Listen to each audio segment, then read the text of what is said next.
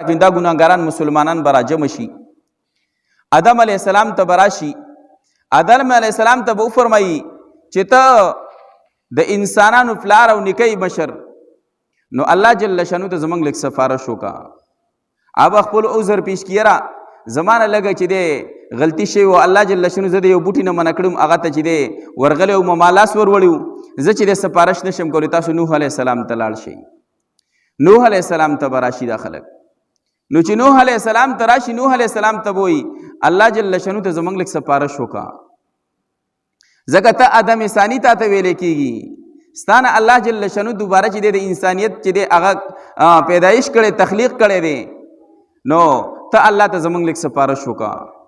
هغه به خپل عذر پیش کړي چې زما قوم چې کله نافرماني وکړه، نو ما د خپل قوم دپاره د الله نه عذاب غوښتی و، د هغوی د ګناهونو د وجې نافرمانو د وجې نه ما الله نه د هغوی دپاره د عذاب سوال کړی، زه الله ته چې دی سفارش نشم کولی.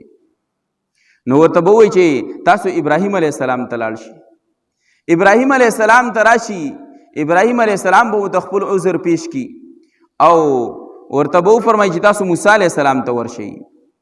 نو موسی علیه السلام ته به دا ټول چې دی راشي، چې موسی علیه السلام ته به فرمایي چې ته الله جل شانو ته زمونږ لږ سفارش وکړه. نو موسی علیه السلام به خپل عذر پیش کړي او د عیسی علیه السلام چې دی نوم به ورته پیش کړي چې تاسو لاړ شئ عیسی علیه السلام ته. هغه روح الله دی، هغه به تاسو دپاره چې دی سفارش وکړي. نو دا خلک به عیسی علیه السلام ته راجمع شي.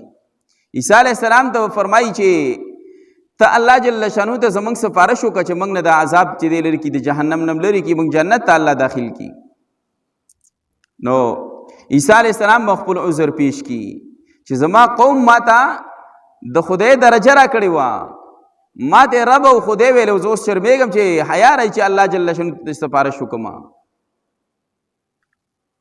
اومه سپاره کې الله جل شانو دغه واقع ذکر کړ چې الله جل شانو ته تپوس وکړي تا دې قوم ته ویلي. نو عیسی علیه السلام یې رنګ چې ما خو ته نه دی ویلي، الله جل شانو خبر هم دی، خو اسې نه الله رانه دا تپوس وکړي چې آیا تا ورته ویلي. نو عیسی علیه السلام به هم چې خپل عذر پیش کړي او ته به وفرمایي چې تاسو جناب محمد رسول الله صلی الله علیه و آله وسلم ته ورشئ، هغه د الله نیازبین رسول دی، هغه به ستاسو سفارش وکړي. نو دا مومنان ګناهګاران بندگان به نبی علیہ السلام فرمایي ما ته به راجمع شي. نو چې کله ما ته راجمع شي نو زه به ورته وفرمایم چې او زه ستاسو سفارش کولی شم. لکه حدیث کې راځي د قیامت په ورځ باندې چې دی هغه نفسي نفسي آواز، پیغمبران به نفسي نفسي کوي آواز کوي، صرف نبی علیہ السلام دی چې دا به امتی امتی آواز کوي. او نن امتی چې دی په کم طرف روان دی، د خپل پیغمبر د تعلیماتو نه هم نه دی خبر. نو نبی علیہ السلام فرمایي زه به د الله جل شانه حمد و ثنا وکم او بیا به د الله جل شانه نه د مسلمانانو دپاره د سفارش چې د سوال وکم. نو الله جل شانه به زما سوال قبول کی او زما بدن کې به یو نور پیدا کی چې د سر نه تر خپو پورې به زما د بدن یو منور وګرځي، نورانی بشي.